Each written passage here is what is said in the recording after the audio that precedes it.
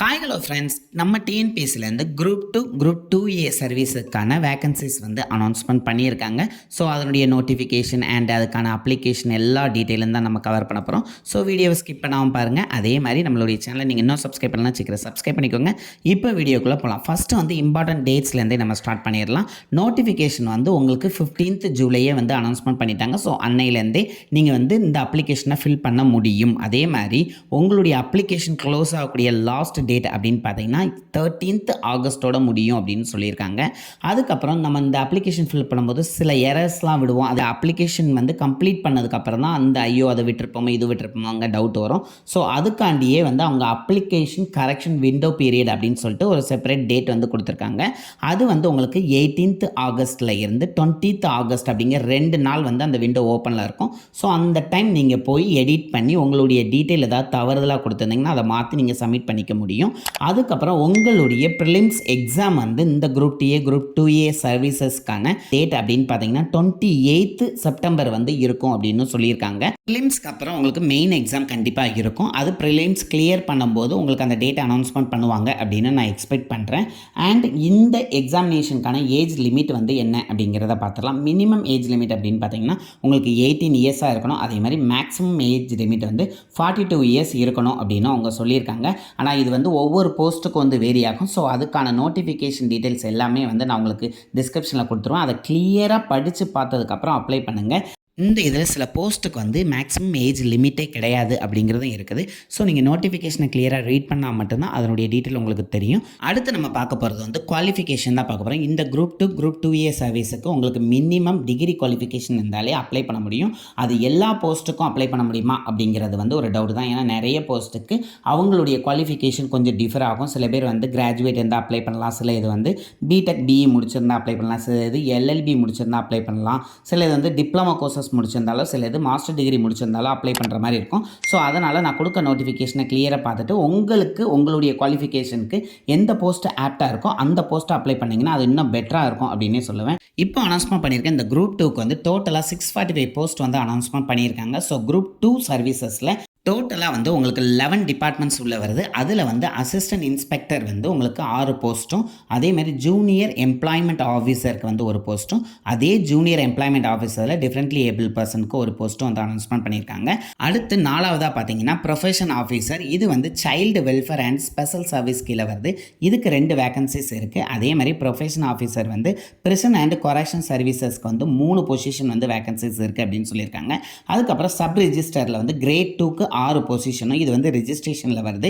அதேமாதிரி special branch அசிஸ்டண்டில் வந்து greater Chennai போலீஸுக்கு வந்து 3 பொசிஷன் வந்து அனௌன்ஸ்மெண்ட் பண்ணியிருக்காங்க. அதுக்கப்புறம் ஸ்பெஷல் பிரான்ச் அசிஸ்டண்டில் கிரிமினல் இன்வெஸ்டிகேஷனுக்கு 5 போஸ்ட்டும், அதே மாதிரி அசிஸ்டன்ட் செக்ஷன் ஆஃபீஸரில் வந்து தமிழ்நாடு பப்ளிக் சர்வீஸ் கமிஷனுக்கு ஒரு போஸ்ட்டும் வந்து அனௌன்ஸ்மெண்ட் பண்ணியிருக்காங்க. அதுக்கப்புறம் ஃபாரஸ்டருக்கு வந்து உங்களுக்கு ஃபாரஸ்ட்டில் மட்டும் 13 போஸ்ட் வந்து அனௌன்ஸ்மெண்ட் பண்ணியிருக்காங்க. அதே இதில் ஃபாரஸ்டரில் வந்து உங்களுக்கு தமிழ்நாடு ஃபாரஸ்ட் பிளான்டேஷன் கார்பரேஷன் லிமிட்டடில் வந்து 9 போஸ்ட்டும், டோட்டலாக வந்து உங்களுக்கு குரூப் 2க்கு மட்டும் 50 போஸ்ட் வந்து அனௌன்ஸ்மெண்ட் பண்ணியிருக்காங்க.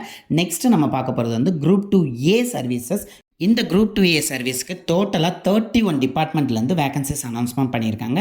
சீனியர் இன்ஸ்பெக்டர் அப்படின்னு எடுத்திங்கன்னா அதுக்கு 65 போஸ்ட் வந்து அனௌன்ஸ்மெண்ட் பண்ணியிருக்காங்க. அதுவே அசிஸ்டன்ட் இன்ஸ்பெக்டருக்கு வந்து இது வந்து உங்களுக்கு லோக்கல் ஃபண்ட் ஆடிட்டில் வருது. இதுக்கு ஒரு போஸ்ட்டும், அதே ஆடிட் இன்ஸ்பெக்டர் வந்து உங்களுக்கு ஹிந்து ரிலிஜன் அண்ட் சேரிட்டியல் என்டோஸ்மெண்ட்ஸ்க்கு வந்து 11 போஸ்ட் வந்து அனௌன்ஸ்மெண்ட் பண்ணியிருக்காங்க. அதுக்கப்புறம் சூப்பர்வைசர் அல்லது ஜூனியர் சூப்பரண்ட் வந்து உங்களுக்கு ஒரு போஸ்ட்டும், அதுவே அசிஸ்டன்ட் கிரேட் 3க்கு வந்து 4 போஸ்ட் அனௌன்ஸ்மெண்ட் பண்ணியிருக்காங்க. அதுக்கப்புறம் அசிஸ்டண்ட் அப்படிங்கிறதுல சென்னை சவுத் டிவிஷனுக்கு மட்டும் 3 போஸ்ட்டும், கூடலூர் டிவிஷனுக்கு ஒரு போஸ்ட்டும், மதுரை டிவிஷனுக்கு ஒரு போஸ்ட்டும், திருவாரூர் டிவிஷனுக்கு வந்து 3 போஸ்ட்டும், வெள்ளூர் டிவிஷனுக்கு வந்து 2 போஸ்ட்டும், கமிஷனரேட் ஆஃப் கமர்ஷியல் டேக்ஸஸ்க்கு வந்து 3 போஸ்ட்டும் அனௌன்ஸ்மெண்ட் பண்ணியிருக்காங்க.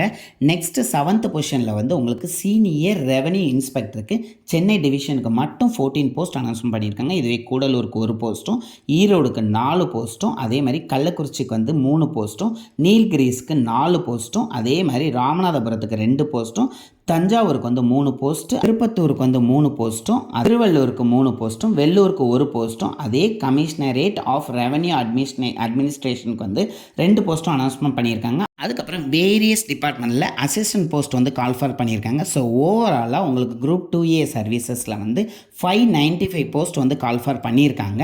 அண்ட் இப்போ நம்ம பார்த்த இந்த குரூப் 2A குரூப் 2 அப்படிங்கிற 2 இதுக்கான ஸ்கீம் ஆஃப் எக்ஸாமினேஷன் எப்படி இருக்கும் அப்படின்னு பார்த்தீங்கன்னா, ப்ரிலிம்ஸை பொறுத்தவரை உங்களுக்கு 3 பார்ட்டாக வந்து ஸ்ப்ளிட் பண்ணியிருக்காங்க. ஃபஸ்ட்டு வந்து ஜென்ரல் தமிழ் அல்லது ஜென்ரல் இங்கிலீஷ், இது வந்து எஸ்எஸ்எல்சி ஸ்டாண்டர்டில் தான் இருக்கும்.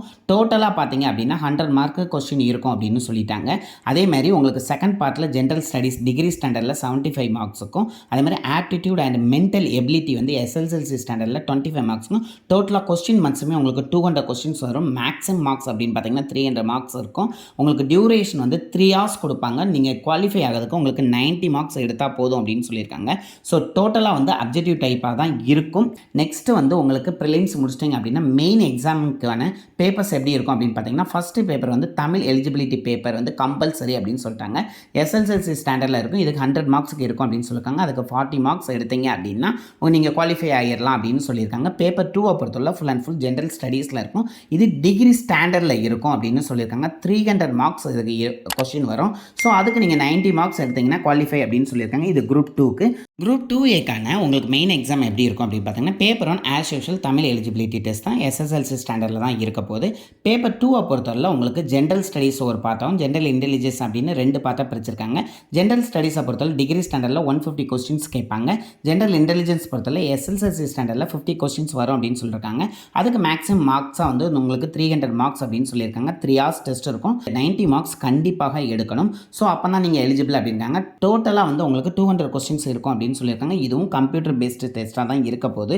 ஸோ இப்போ நம்ம வீடியோவோட லாஸ்ட் பார்ட்டுக்கு வந்துட்டோம். லாஸ்ட் பார்ட்டை பொறுத்தவரை உங்களுக்கு எக்ஸாமினேஷன் ஃபீஸ் அப்படின்னு நீங்கள் பார்த்தீங்க அப்படின்னா 100 rupees வந்து ப்ரிலிம்ஸுக்கு நீங்கள் பே பண்ணுற மாதிரி இருக்கும். அதே மாதிரி 150 rupees வந்து மெயின்ஸுக்கு பே பண்ணுற மாதிரி இருக்கும். இன்கேஸ் நீங்கள் வந்து குரூப் 2 குரூப் 2A ரெண்டோட மெயின்ஸும் நீங்கள் அட்டன் பண்ணுறீங்க அப்படின்னா உங்களுக்கு ஃபீஸ் வந்து 300 rupees பே பண்ணுற மாதிரி இருக்கும் அப்படின்னு சொல்லிட்டாங்க. ஸோ நான் இப்போ கொடுத்த எல்லா டீட்டெயிலுமே வந்து நான் டிஸ்கிரிப்ஷனில் நோட்டிஃபிகேஷன் லிங்க்கையும் அதே மாதிரி நீங்கள் அப்ளை பண்ணக்கூடிய உங்களுக்கு வெப்சைட் லிங்க்கும் நான் கொடுத்துருந்தேன். நோட்டிஃபிகேஷனை கிளியராக ரீட் பண்ணிவிட்டு அதுக்கப்புறம் அப்ளை பண்ணுங்கள். அதில் ஏதாவது உங்களுக்கு டவுட் வந்துச்சு அப்படின்னா கண்டிப்பாக எனக்கு கமெண்ட் பண்ணுங்கள். நான் உங்களுக்கு கண்டிப்பாக ரிப்ளை பண்ணுறேன். வீடியோ பிடிச்சிருந்தா கண்டிப்பாக லைக் பண்ணுங்கள். அண்ட் இந்த வீடியோவை நிறைய பேருக்கு ஷேர் பண்ணுங்கள். உங்களுடைய ஃப்ரெண்ட்ஸே சப்ஸ்கிரைப் பண்ண சொல்லுங்கள். நீங்களும் சப்ஸ்கிரைப் பண்ணுங்கள். அப்போ தான் நம்ம ரெகுலராக போடக்கூடிய ஜாப் அலர்ட்டுக்கான நியூஸ் எல்லாமே உங்களை வந்து ரீச் ஆகும். Thank you friends.